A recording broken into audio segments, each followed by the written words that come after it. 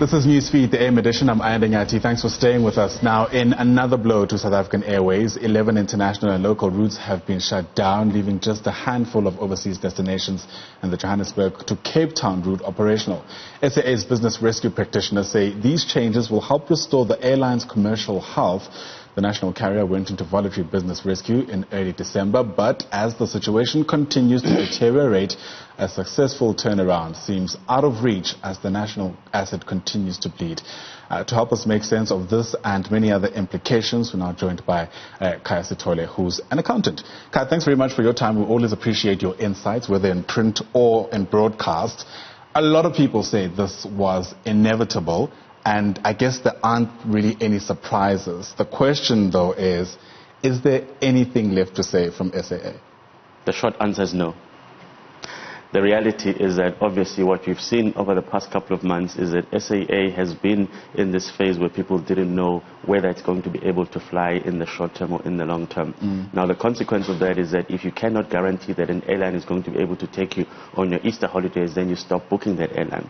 So the consequence, the resultant consequence of that is that as soon as the airlines, the forward bookings start dropping, it means that SAA sits down today and says we've scheduled a flight to take off from Johannesburg to Germany next week, but no one has booked that airline, then obviously we have to cancel it. So this problem actually started long ago when Dito Mboweni went on that overseas tour and then told overseas investors that he wanted to shut down SAA.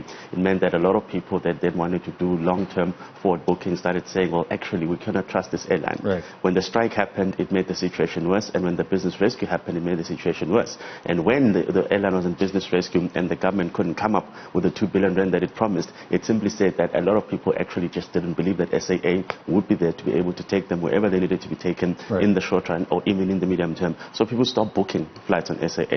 And when people stop booking flights on SAA, it means that the revenue line dries up. Now the problem, of course, is that once the revenue line dries up, it doesn't really matter how well you can manage your costs because there's nothing coming in to offset the costs that still exist. So this has really been a downward spiral that is only accelerating with every passing day. A lot of people also suggested that the approach, even once we started realizing how dire the situation was completely wrong in and of itself too.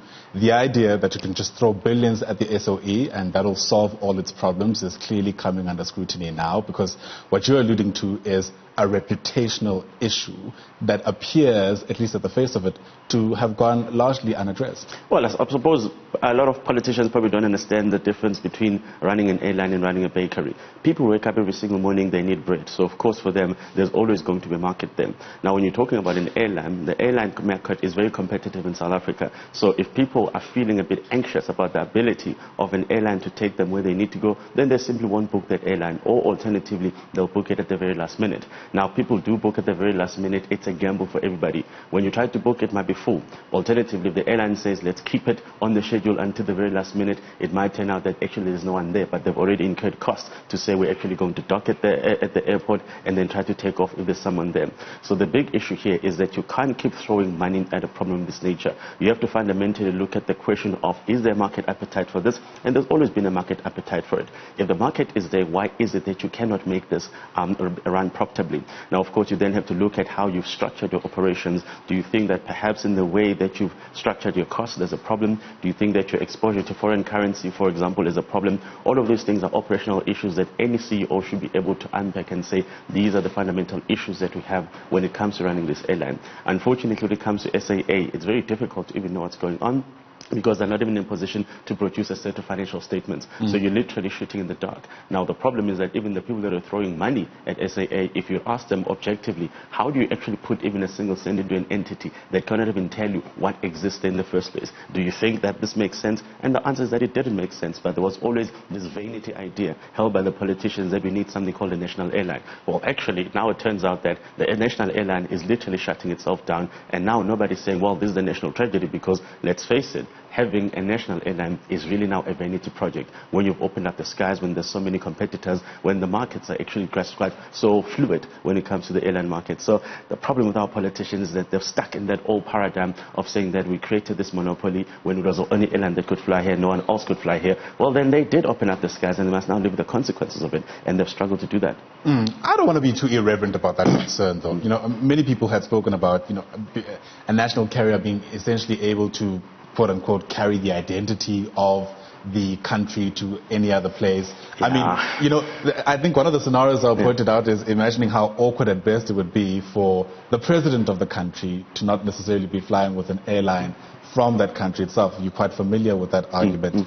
I mean, what are some of the pitfalls of that kind of thinking outside of the fact that the reality is that competition and the market has changed? Look, it's a nice idea. Of course, everybody would be happy to say, I flew my own national airline to that particular destination.